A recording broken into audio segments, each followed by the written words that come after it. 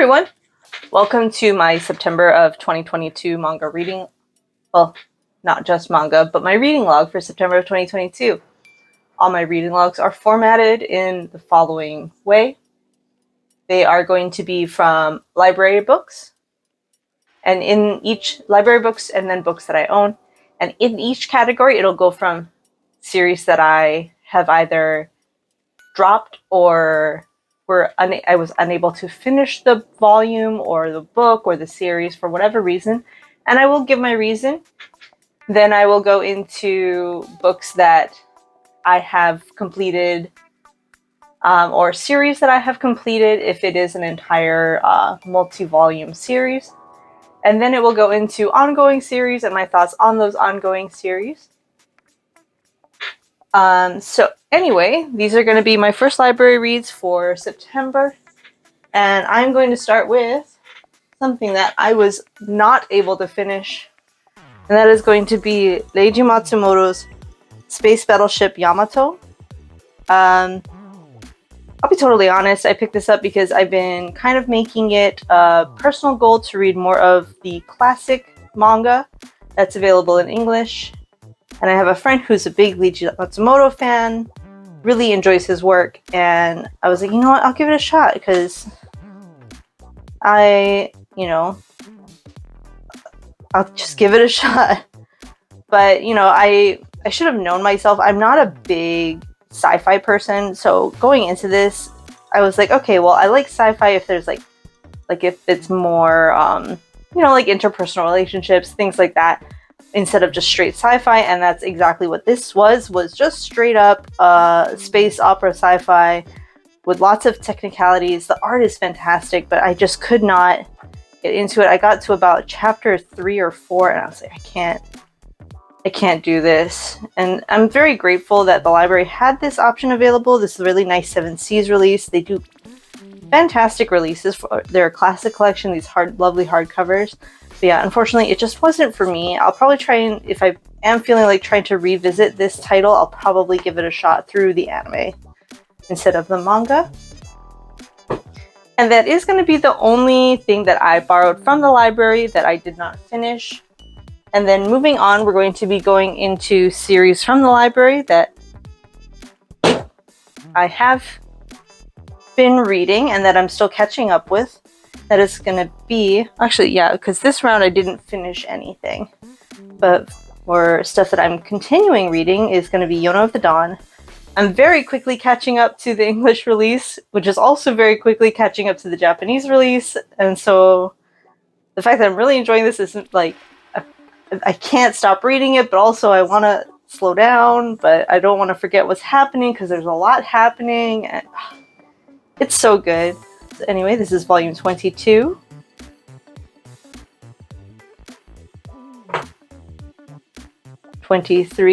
And so this volume, I had it sitting out, and my wife takes one look and goes, is Yona of the Dawn, are there cats? And I'm like, well, there's been cats in these recent volumes. But no, Yona of the Dawn is not a cat manga. 24. All the Yona covers are always so nice. And I'm really glad that everybody who has been trying to physically collect this series, 25, is able to get some of the reprints that have been coming out. I know it's been so hard for people who've been trying to collect this physically because it's a very long series and it's been coming out for a long time. And, let's be honest, Shoujo Beat by Viz is not the most well known for getting great reprint schedules. 26. Her. 27.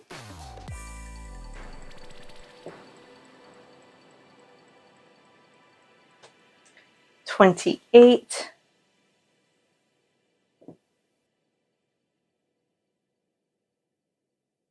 29.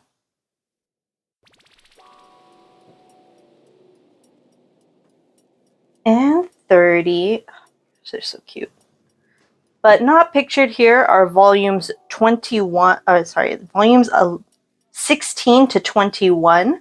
I did read all of those through my library as well. 16 to 20 I borrowed and then had to return because the due date came up before I got to film this, because I borrowed it pre-September and then returned it in September.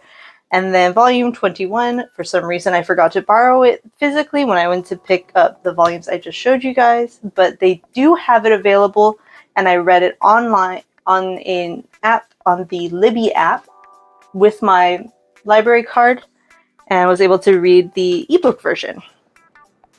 And while I do enjoy reading digital manga, there's just something really satisfying about the physical manga, which is why I've been utilizing my library so much, because I have very limited space.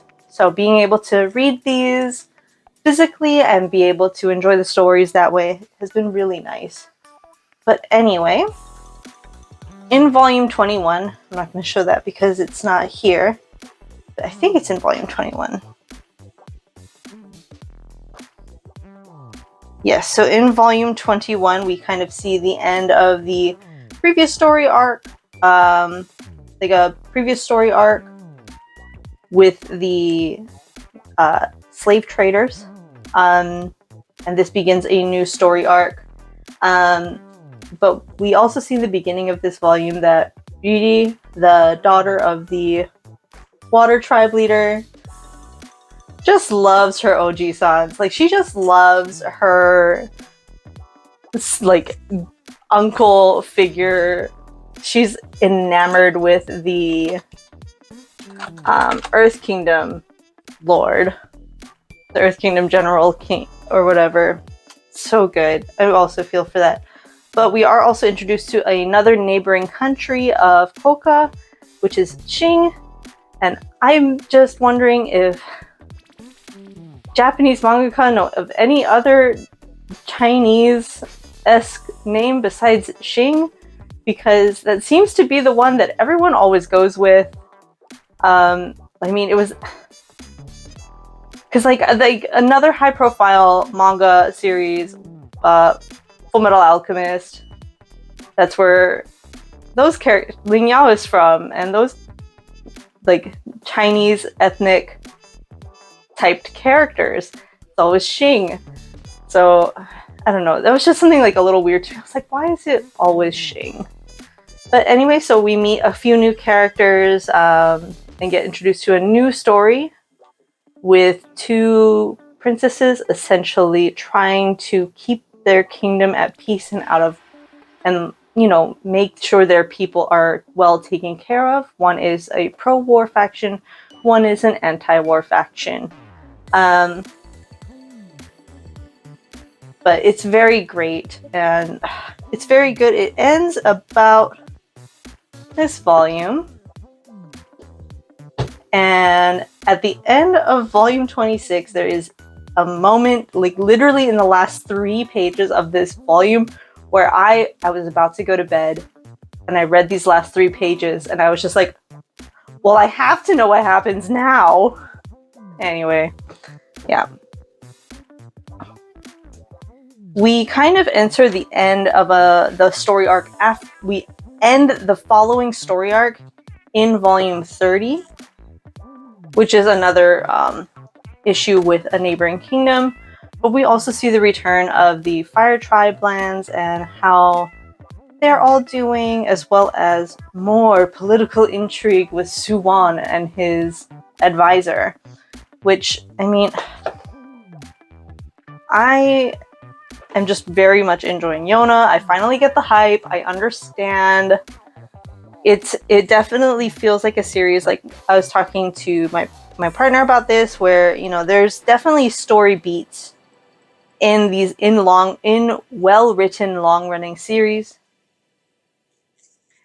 Sorry about the pause there. I had to answer a call. But you can definitely tell in well-written, long-running series, there are story beats and moments in the story where a good mangaka could essentially leave the story and be like, and so the story continues in the event that something gets canceled. And there's definitely moments in these volumes in Yona, especially in like the 16 to 21 range where you feel like, okay, well, at the end of this, they could have potentially ended it. And it's like, it's pretty nice to see. But with this series being as beloved as it is, I definitely feel that Mizuho Kusanagi is taking that to her advantage and just writing the story that she wants to write. But let me just... This one, and this one are my 3 favorite covers from the ones that I still have with me. And that's actually going to be everything that I read from my library so far this month. The other series that I'm going to show you guys is going to be from what I own. And both of these are new additions to the collection. And we are going to start with Can't Stop Cursing You, with art by Natsuko Uruma, with original story by Kensuke Koba. And I definitely understand why people were comparing this to Death Note. It very much has that vibe. Yes, you see my plan, but you see I saw through your plan with my plan. But you didn't see through my plan with your plan because of my plan. It was very, very much like that. Very characters who think they're so smart, right? But it's kind of fun to read those characters once in a while. Anywho, we have our main character, Kiyoharu Sayama. And in this world, there are curse bearers. And curse bearers are people who have made deals with essentially devils who grant them power in exchange for them to commit these curse killings. Curse killings are done in a very specific way that the demon, or whatever they're called, requests the curse bearer to do. And so in the world, there's curse bearers, and then there are curse breakers. Curse breakers, like our MC right here, basically help police forces fight against curse bearers, because with a curse bearer, there's no traditional evidence typically left behind. And this entire volume is one mystery. The series is finished at 4 volumes in Japan. We currently have 3 volumes in the US, and with current release schedules and translation schedules for Yen Press, we'll probably see the final volume for this come out probably sometime in June next year, is my guess, but we'll see. Anyway, I really enjoyed this. I'm going to be picking more up. I got this used on eBay for a really good deal because my library didn't have it, but I wanted to give it a shot. And I had read a scan of the first chapter a bit ago and wanted to get more. But I will say, getting this volume, I can see why it was let go for the price that it was, because there is a severe misprint here. There is a whole page with no dialogue. And I did double check with a Japanese volume that there was like raws online for the Japanese volume, as well as I did check a scanlation for this chapter. There is dialogue here, so I don't know what happened, but if you are interested in this series, before you pick up your copy, double check that this page, it's about a little bit before halfway, that this page has dialogue, because that was a little weird. So there was like some blanks that you kind of had to figure out if you weren't up for looking up scans. So yeah, my note was like, what the hell is this? But yeah, Can't Stop Cursing You. I am looking forward to the next 2 volumes that are out in English. Not something that's high on my priority list, but I am enjoying it, so I will be looking for good deals. And then next, it's going to be another Yen Press. Yen Press has been killing it. Yen Press and 7 Seas for me are just owning it for me. And this is going to be, get ready for this title, The Other World's Books Depend on the Bean Counter, by Kazuki Irodori, with original story by Yatsuki Wakatsu and character design by Kika Ohashi. And I got volume 1.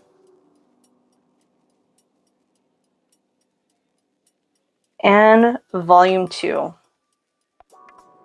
This is based on a light novel series, if you could not tell by the title. And this is an isekai, and it is a BL isekai.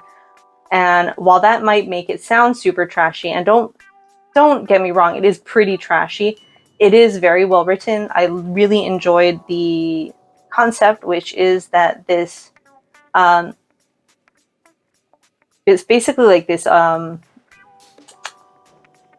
like salaryman from Japan. He's 29, kind of just like, oh, I work because that's what I have to do. I have to work because that's my life. He ends up hearing a girl screaming down an alleyway and goes to try and see if there's anything he can do to help, and he sees this girl getting dragged into a portal, and he goes to try grab her hand to rescue her, and lo and behold, he accidentally gets dragged into the portal as well and appears in this other world. And in the other world, they're like, oh my god, I'm so sorry, we were trying to summon the girl who's supposed to save our world, but we accidentally brought you instead. We'll take care of you for the rest of your life. He's like, cool. So when can I start working? Which is just so not, and it's not like, when can I start being an adventurer and learning magic? Because it was like, no, when can I start working on, and they're like, well, what do you know? He's like, I know math.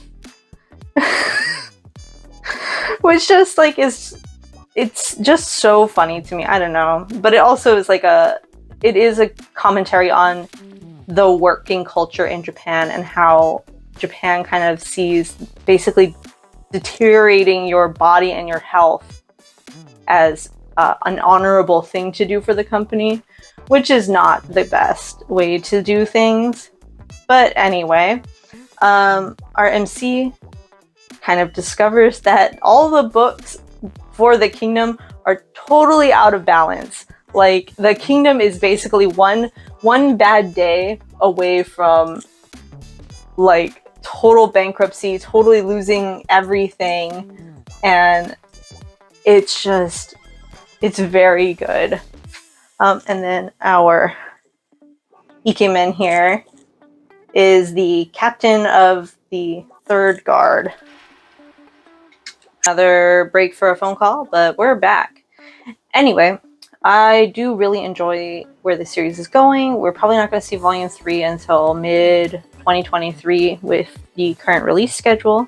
I will say the art in here is phenomenal, but I really enjoy how Sei just looks perpetually exhausted, which, as a 29-year-old salaryman in the, scraping the bottom of the barrel on the managerial ladder, I can imagine. But yeah, so here we see him picking up, he's like, wow, I should cook something instead of eating out all the time, which mood. And he sees a young girl getting like, oh my god, help me, and boop, there he goes. Anyway, yeah, I really have been enjoying this. But that's actually gonna be it for my first round of reads. Basically, everything that I read was Yona. There was like 20 volumes of Yona. I did really enjoy this one. This was a recommendation from Shay over at Shay Geeks Out. And now it is our our duty to make sure that everybody reads the series who enjoys Isekai or BL, or Isekai and BL. Because wow, look at that, happy marriage. And I personally am not somebody who usually reads a lot of Isekai, so that's also why I was like side-eyeing this series, especially when I saw the title. But after seeing the Japanese title, I was like, Naruhodo. I understand why this was changed, because the Japanese title, the rough literal translation is "the corporate slave saves the other world's books" or something like that. And I'm like, yet another instance of the word slave not being quite friendly to Western audiences. So title change time, and again also a yen press release. So same shtick.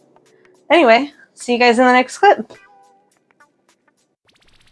Everyone had to do another re-record of some audio. The audio for this turned out super echoey, so gonna have to do some new audio over this. But we're going to start off with some new books from the library, and this is going to be an actual novel that's going to be Zachary Ying and the Dragon Emperor by Juan J. Zhao. I picked this up because I read Iron Widow, really enjoyed it, and wanted to see her writing style in more of like how it translated to a middle grade novel.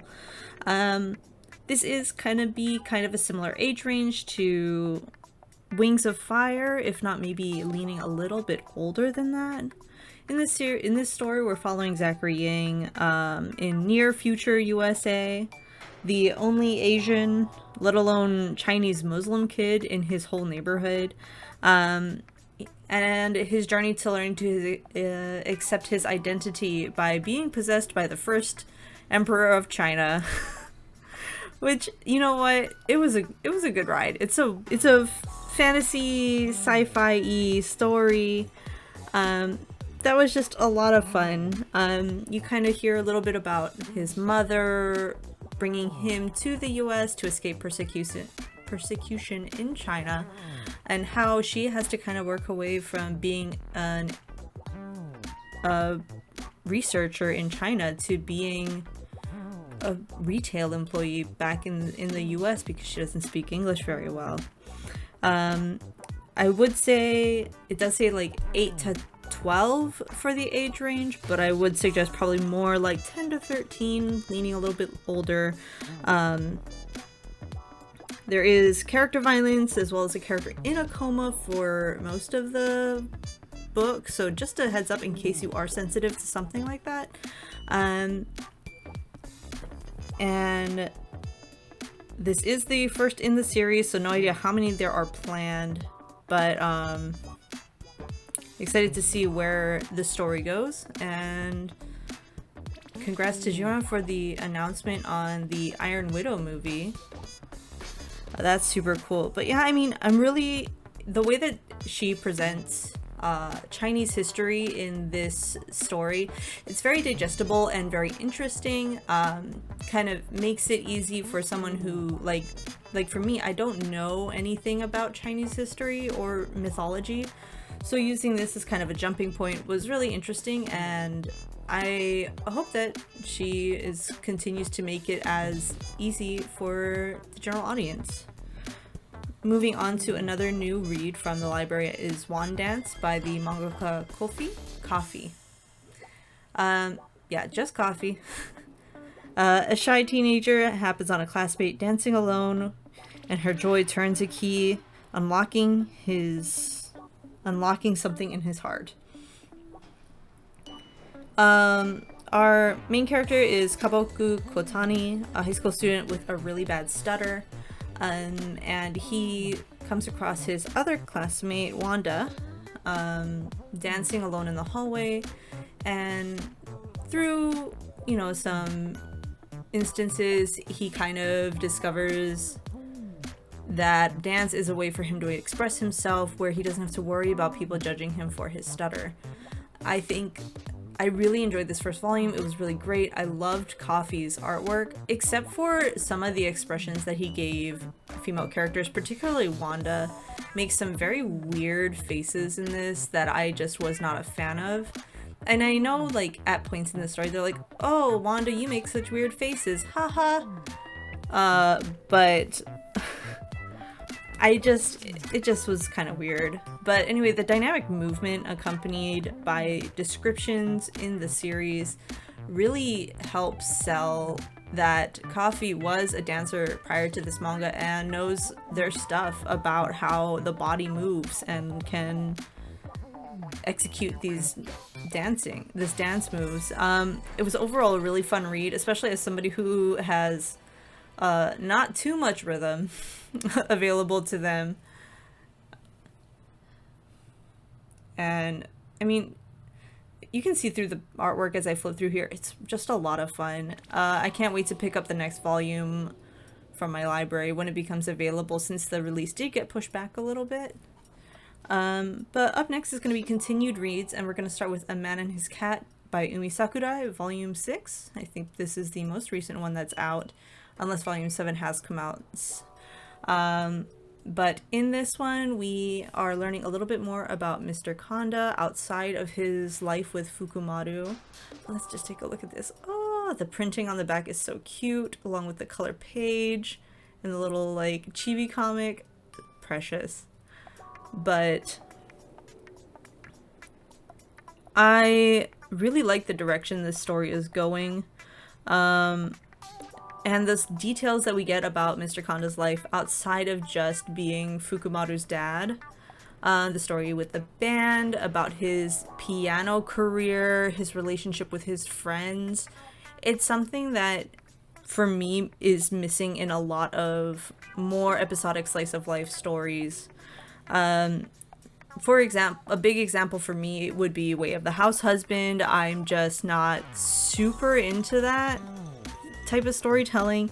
I need to have a plot driving it forward with, like, you know, I like some sprinkles of storytelling, but when a plot like kind of has a narrative flatline like House Husband, I just can't get super invested. For A Man and His Cat, I really enjoy how we're learning about Mr. Kanda, how his relationship with those around him is evolving, along with Fukumaru's relationship with those around him that Mr. Kanda brings into the home. So I'm hoping that more people like kind of come around to the fact that, you know, it's not going to be just A Man and His Cat. It is also a music manga. But I mean, I stopped reading Way of the House Husband at Volume 3 because of that narrative flatline. But anyway, moving on to the next series that I am continuing is going to be Devils and Realist, with story by Madoka Takadono and art by Utako Yukihiro. This is just a fun, trashy series that I'm really enjoying.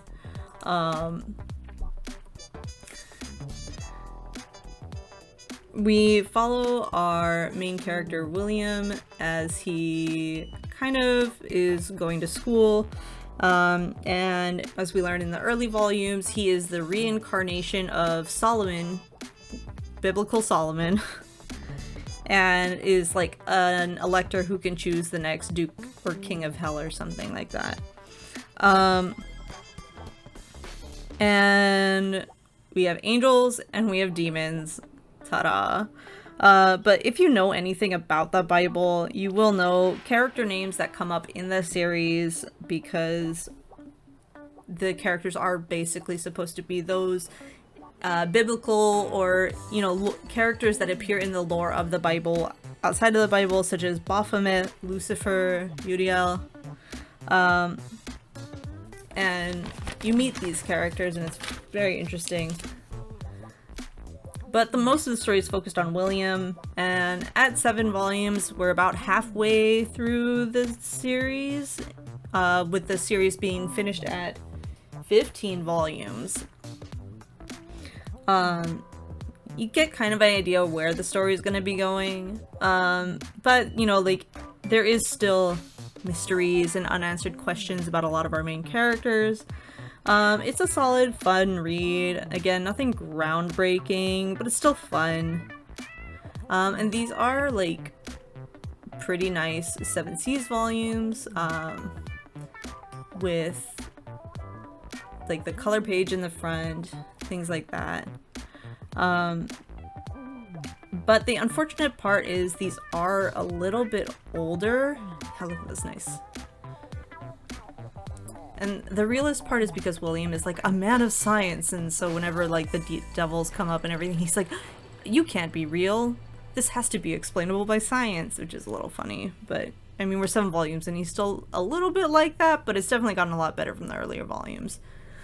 But something I really enjoy in these is the cast of characters at the front of each volume, because while it's easy for me as someone who's binging the series now to remember everybody, I can't imagine how much of a nightmare something like this must be for someone who is trying to read it as it's been coming out. Like, it's a solid like 3.5 out of 5. Like, it doesn't do anything wrong, but like the reason I picked it up is because all the characters are really pretty, and the art's just really pretty. Like, Utako Yukihiro, like, damn, you can make some real pretty boys. I'll tell you what, because this series really reminds me of, like, yeah, it's just a lot of fun to look at. But there was a weird point in one of these volumes where one of the villains was like really like pressing their toes on somebody, and like they were very detailed toes, and like, you're my pupil. I'm like, okay, well, somebody really likes toes. But we're gonna move on to series that I own, stuff from my personal collection, though not gonna be a part of the personal collection for much longer. And that is gonna be Ragna Crimson, whenever I stop moving my hands. Ragna Crimson volumes 4 and 5. Volume 4 I picked up new for my Barnes & Noble with my membership discount, and then Volume 5 I got used from Abe Books through, and the packaging indicated it was from a half-price books, which, judging by how beat up this darn thing is, very obviously came from somewhere like that. Also, that scratch I thought was part of the cover, and then as I was filming this I realized that it wasn't, and it was more damage. But anyway, I mean, I got it for like $5, whatever. I'm still enjoying the story of Ragna Crimson. However, big however at this point, there is some paneling stuff in here that I just absolutely cannot stand. Like, absolutely 110% cannot stand. There's like some weird art stuff as well, where it feels like, I know there's, the mangaka is probably like on a really weird scheduling, you know, like getting pushed to the limits, but like there's some weird paneling choices in here where it's just really ugly, and it's like a lot of stuff that just like, it really threw me out at points.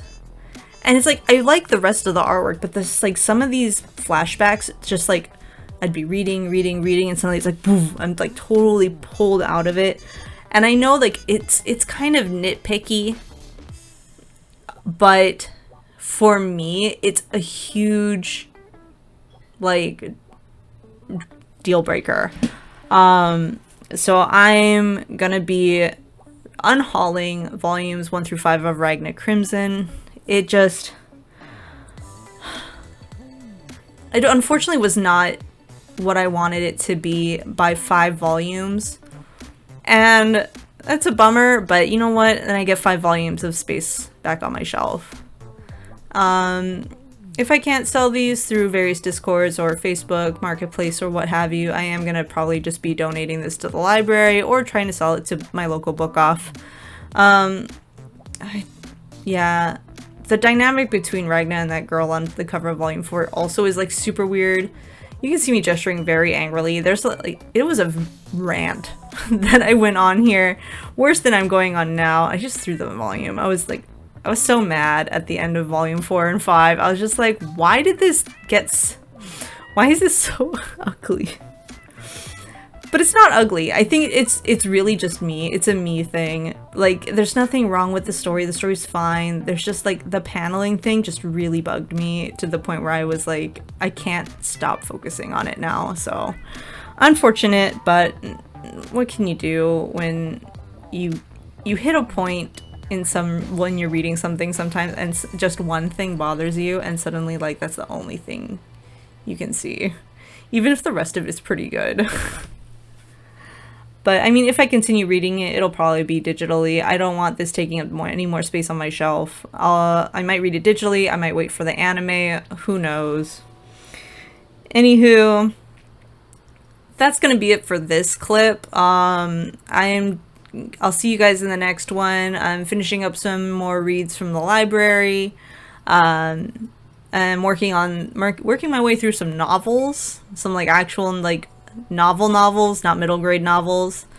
Also working my way through some light novels, some Danmei. So hopefully you'll get more than me ranting about how much I hate paneling in a manga in the next clip. See ya. Hey everyone, gonna be covering the last of my reads for September of 2022. Once again, we're going to be starting off with library books and then going into books that I own, and it will be going in the order of series that I have finished, to series I'm continuing, to new series that I've started. And, well, from the library, I haven't finished anything. I have a couple series that I'm in the process of finishing up, but I haven't closed up on any of those. That'll probably be in October, you'll see those. But we'll move on to series that I'm continuing as well as like that are ongoing. And we're going to start with volume 17 of The Devil is a Part-Timer. Art by Akio Hiragi. Original story by Satoshi Wagahara. With character design by 029 Oniku. I wanted to pick this up because the anime season 2 has been a lot of fun, and I read 1 through 16 a while ago and didn't even realize that the library had volume 17 until I specifically searched for the volume number. I also have volume 18 waiting for me to pick up, but this is continuing the story of Devil is a Part-Timer. This goes past where I believe season 2 is going to be ending.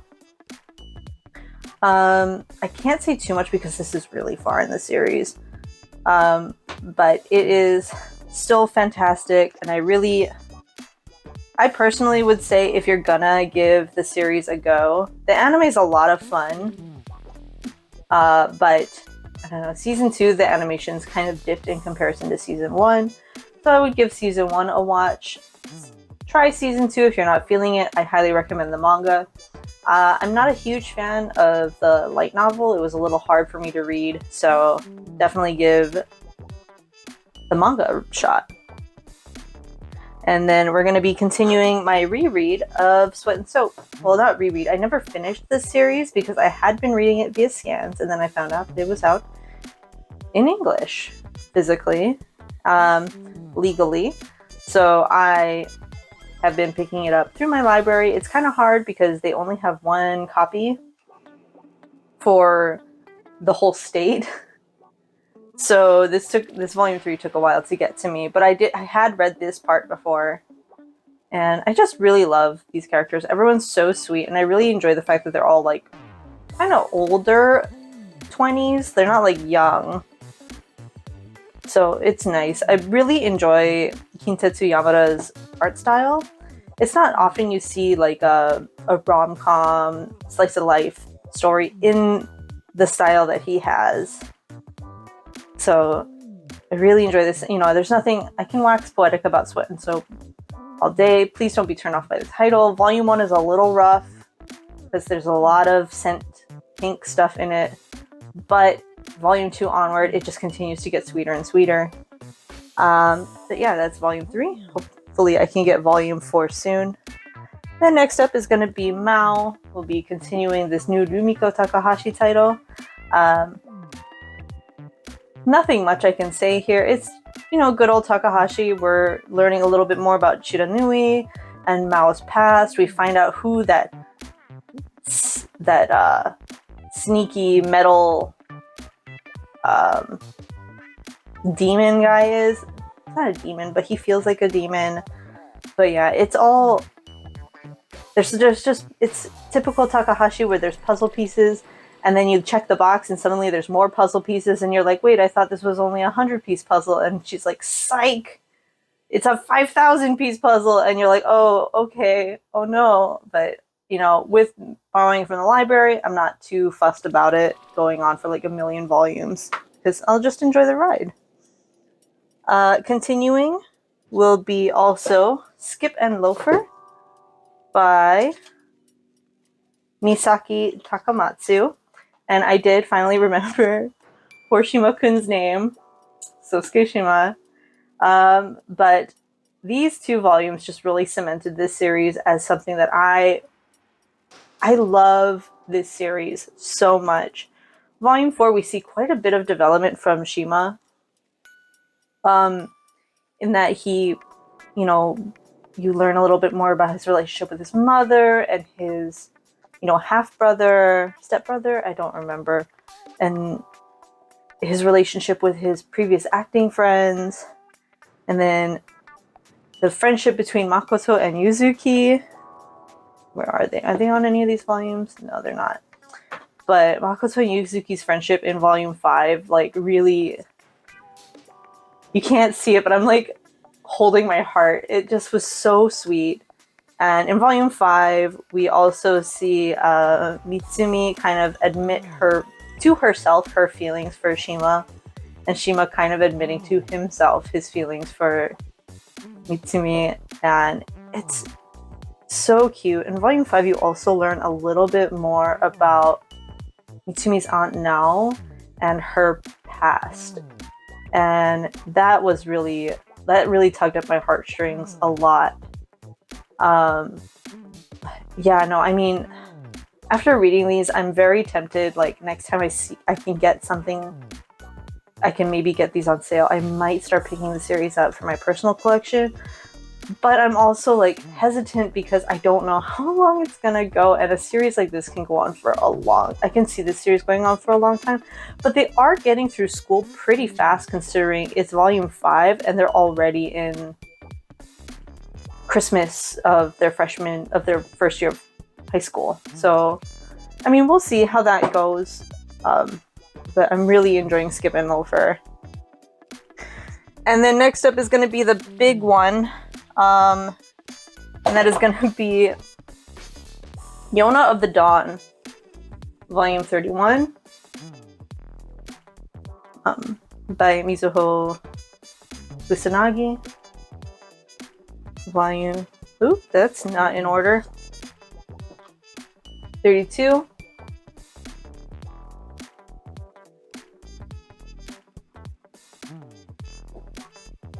33.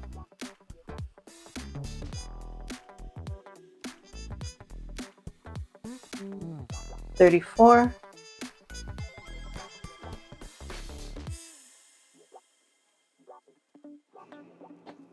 35.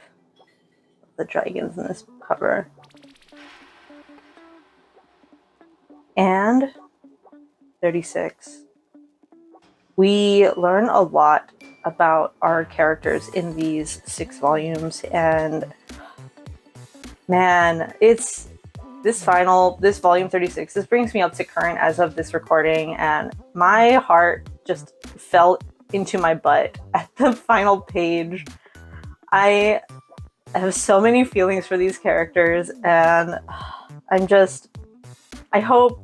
all I can hope is that everything turns out okay for everybody. Like, I know there's not going to be like a happily ever after for everyone, because that's just the kind of story it seems like it's going to become, but I just want them all to be happy in the end. Like, whether or not it's like, a sparkly happily ever after, I just want everyone to be okay. Because there are some scenes where my heart just like clenched in, my butt, like my stomach fell into my butt. I'm just like, oh my god. But yeah, no, everyone's fantastic. The art continues to just be beautiful. These covers are still gorgeous. I get it. Okay, it's fine. It's Yona. Gosh.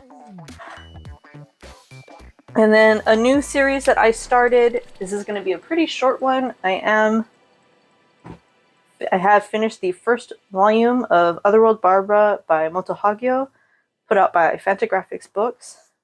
This is the first series that I have read put out by Fantagraphics, and it is crazy, this quality. Like, this volume is so nice. I heard people talking about their release of Po-Clan. Yeah, so this was brought over a while ago. I'm the first one to borrow it all year. But beautifully bound, and the paper quality is just, it's not gloss, but it is a very high quality uncoated stock on the interior. And here we see Hagyo's very beautiful style. This is a story she put out in 2006.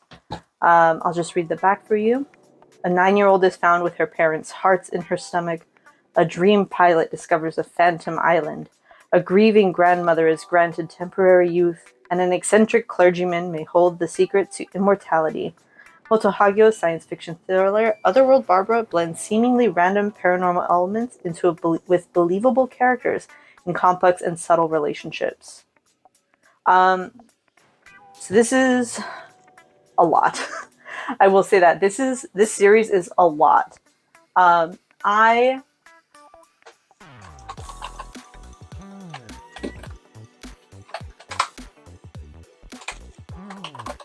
sorry about that. I really wanted to just kind of like go through this book and like, you know, finish it, give my thoughts on like a Hagyo story, because all I've read from her is a little bit of like some very old scans of Heart of Thomas, and I never finished it because the scan stopped at like chapter like 3 or something. And then Little Leo that Denpa put out. And I own Little Leo, but you know, for me personally, it wasn't something I needed to keep in my collection. It was a good one-time read. So I'd wanted to read some of her other stuff, and I found my library had Otherworld Barbara. I had initially wanted to read Drunken Dreams and Other Tales, but they did not have that. And at like, these volumes are very expensive if you want to buy them. They're like $40. So as a heads up, they're not cheap. But it's so good, but it is very like thematically dense to the point where I was like, okay, I need to actually like just take one chapter or 2 chapters at a time, put it down, think about it, and then get back to it after maybe reading something a little lighter, like Skip and Loafer or Sweat and Soap, which was proved to be like a good way to get through this. There is, towards the end of this, themes of nihilism. There's a lot of like very strange imagery, like children crashing into the ground and turning into puddles, and there's a lot. So if you're looking for something a little different, and you're a fan of like science fiction blended with fantasy, I would definitely say give this a shot. The first chapter is a little rough because the way that it is explained, it is a 9-year-old's mind playing in a dream. So initially I was like, what is this? Why does this not make like any sense? But then you learn that it's essentially a dream world where things don't necessarily make sense. So yeah, I'm very excited to give volume 2 a read. I have that ready to go, but yeah, it is thematically dense, so it takes me quite a bit to get through these. Okay, and then we are moving on to series that I own, and we're going to be starting with stuff that I finished, and some of which are, both of these are one-shots, so nothing like, no long series have come to a close from me. First is going to be a American comic, and that's going to be Thor and Loki Double Trouble. So the Double Trouble series, and it's by Tamaki Gurihiru. The Double Trouble series from Marvel is for like a younger audience, so I would say probably 8 to 12 is like, or 8 to 15, 8 to 13 is probably the age range you're looking at for this. But it was so cute. This was a lot of fun. There is another Double Trouble comic put out that is Venom and Spider-Man, but the art in this is just absolutely adorable. It was so fun.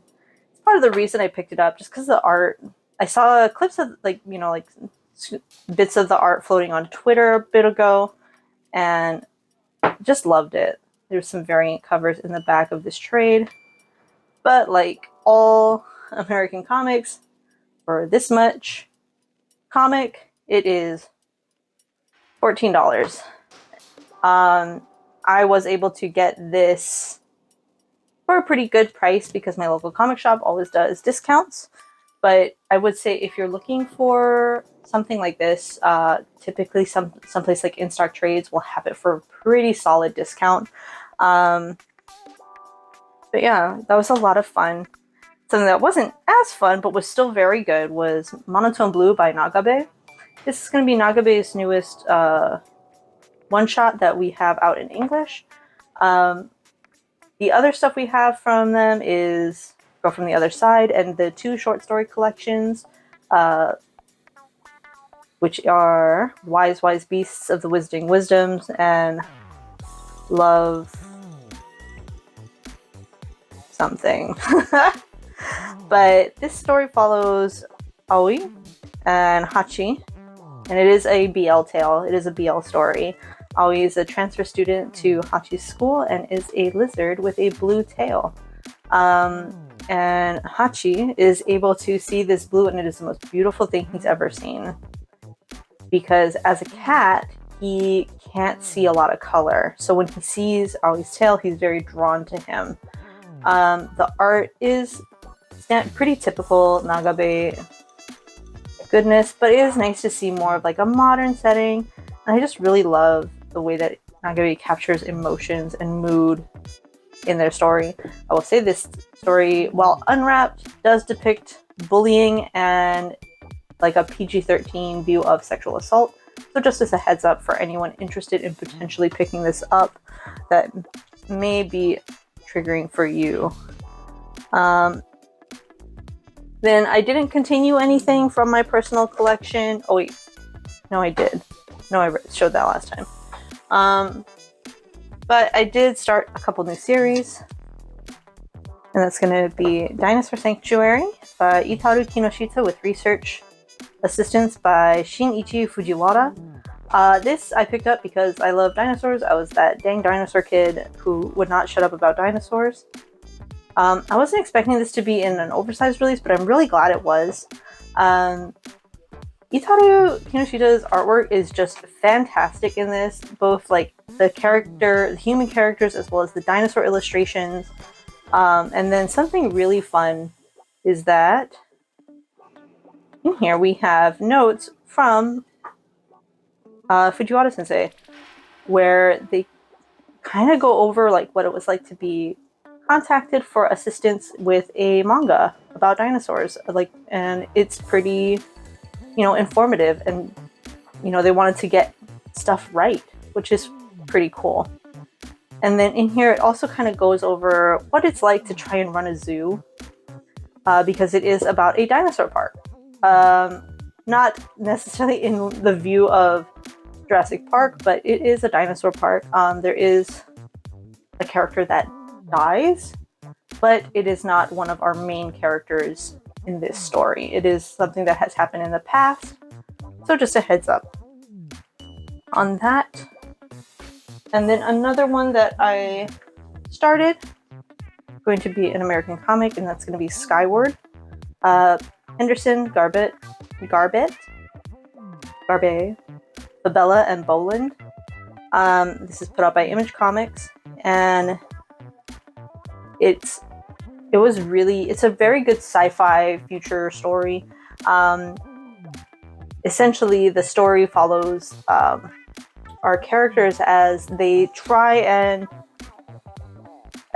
are now living in an Earth that has essentially less than moon levels of gravity. Like the gravity just is basically non-existent.